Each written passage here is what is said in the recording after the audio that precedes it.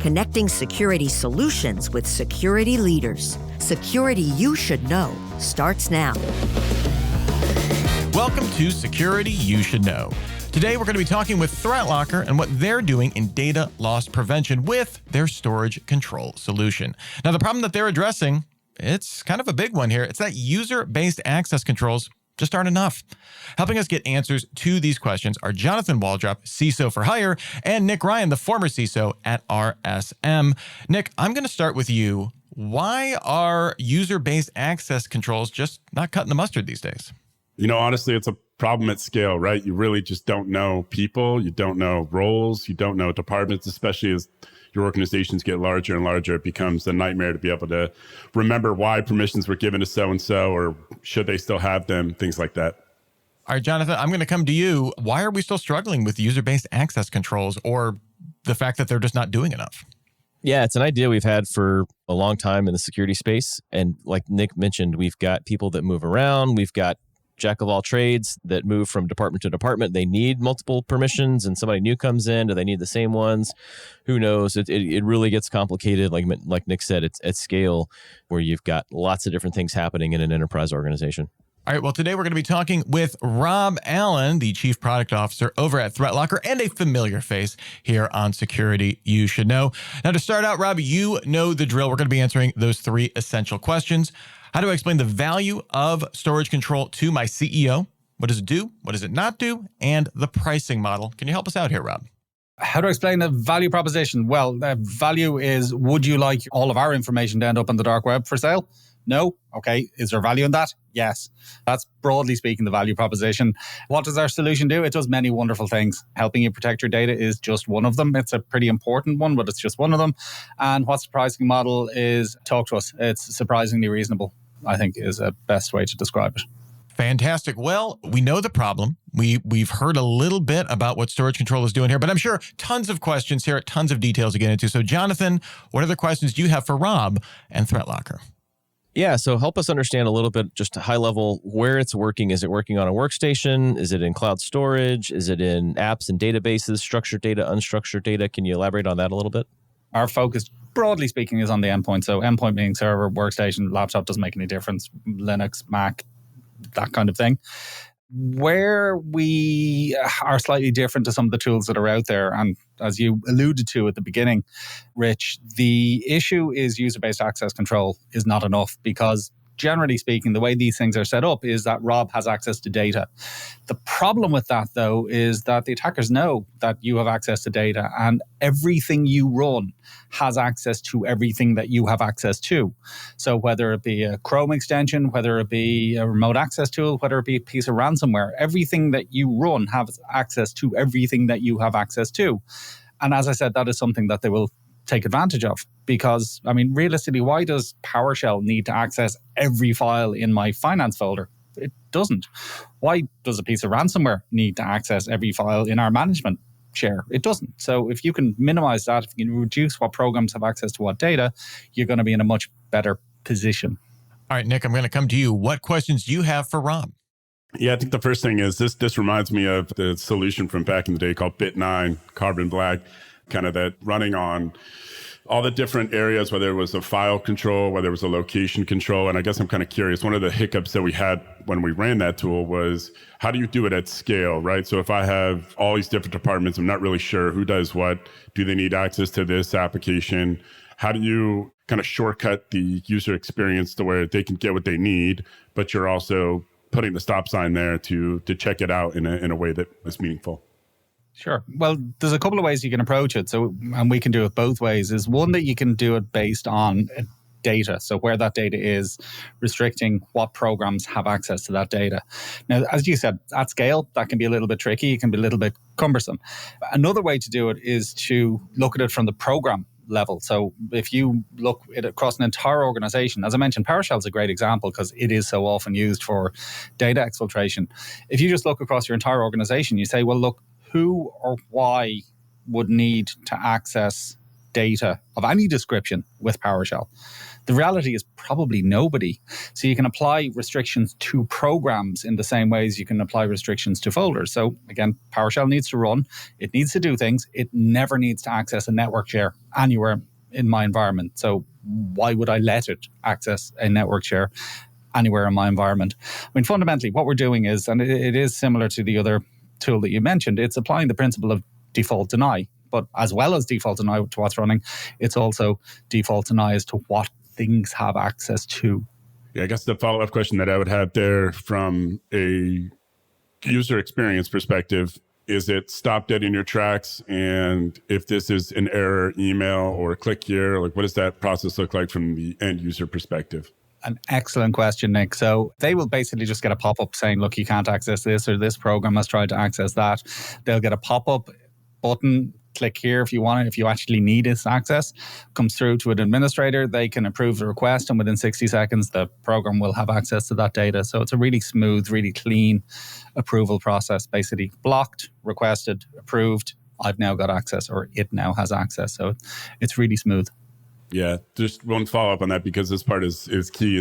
Is there an approval for every single process that tries to run? So if it's an installer pack and it needs to bring DLLs in, are you going to get a block for each one? Or is it once the administrator approves, the entire sequence is going to be?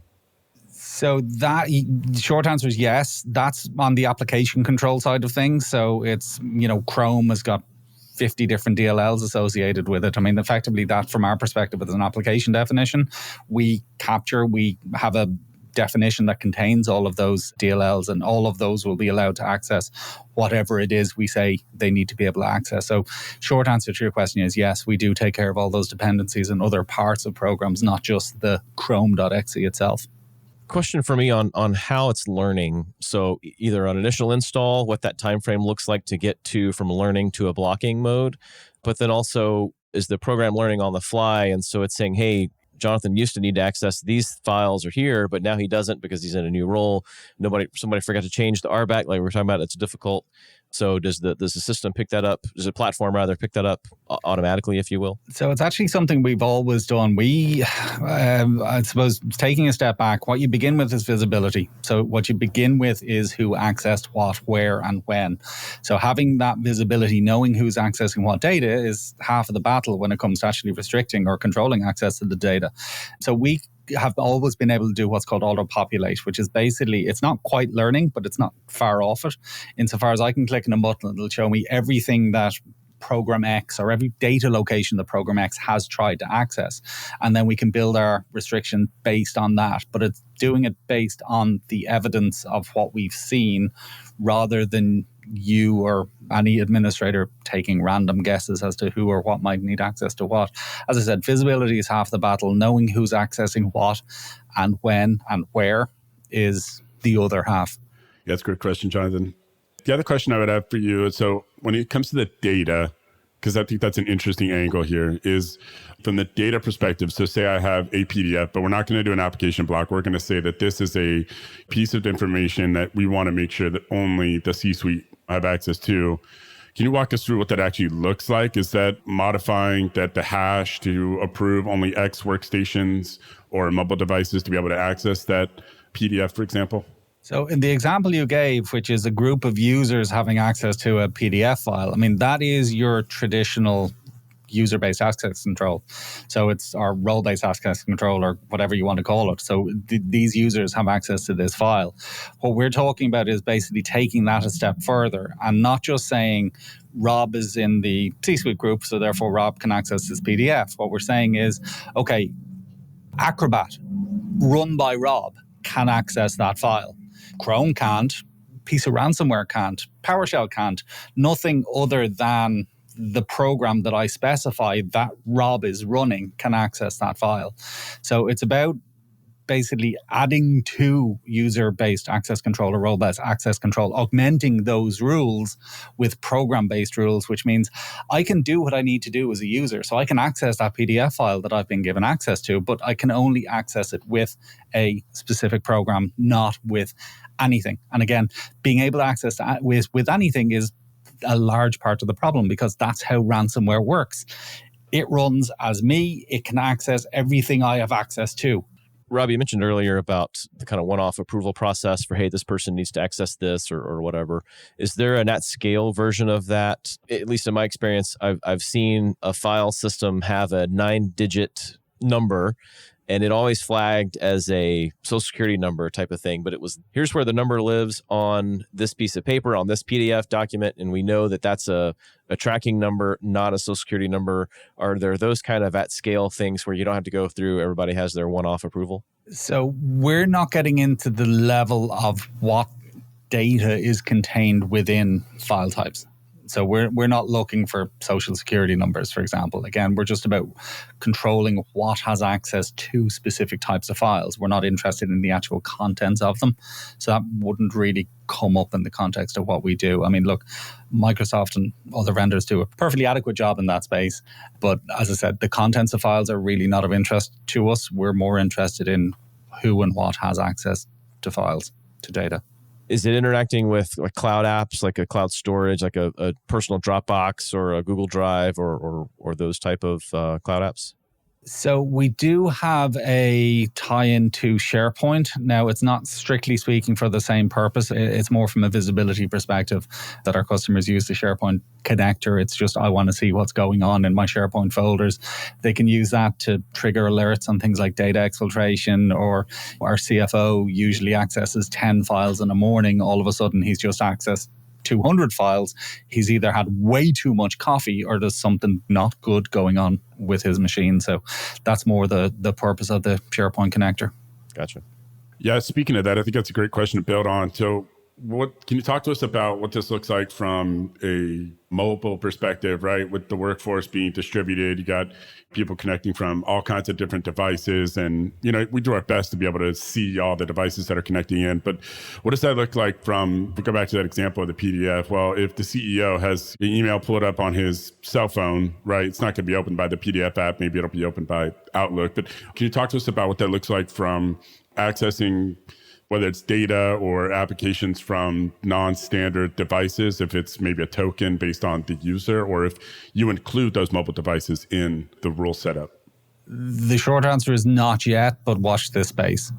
So right now, I mean, fundamentally to do what we do, and obviously we've spoken about one small portion of the overall suite of products that we offer, but to do what we do on mobile is really hard.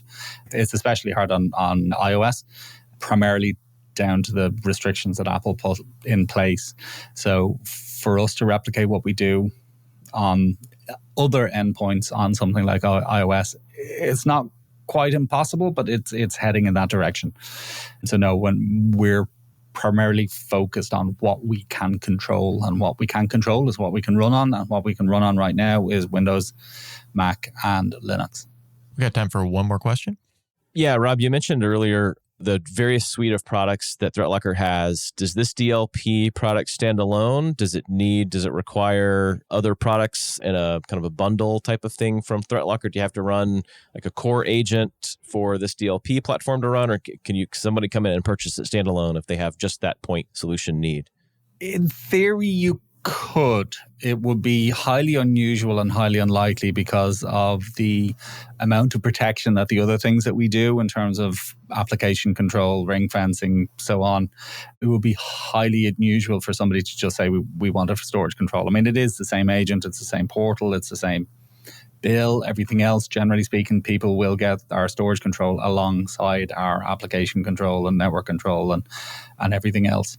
It makes most sense in that context. Now, I'm going to probably get myself in a huge amount of trouble here, but what I would say is storage control properly configured, and there is a big asterisk beside properly configured.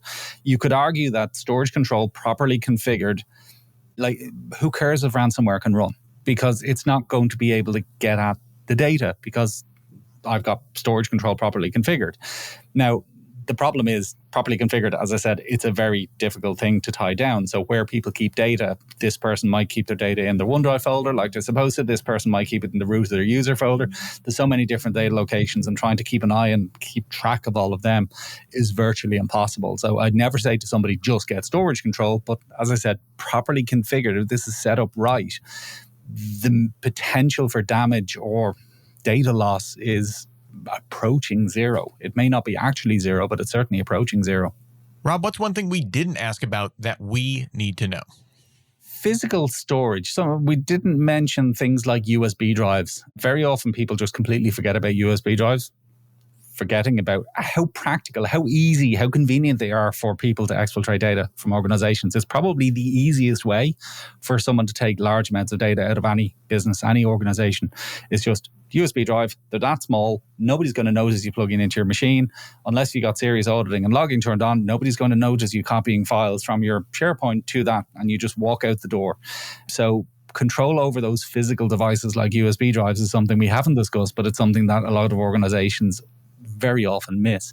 So yeah, block access to USBs. Again, it's the same process I mentioned. So it gets blocked, requested, approved, allowed within 60 seconds.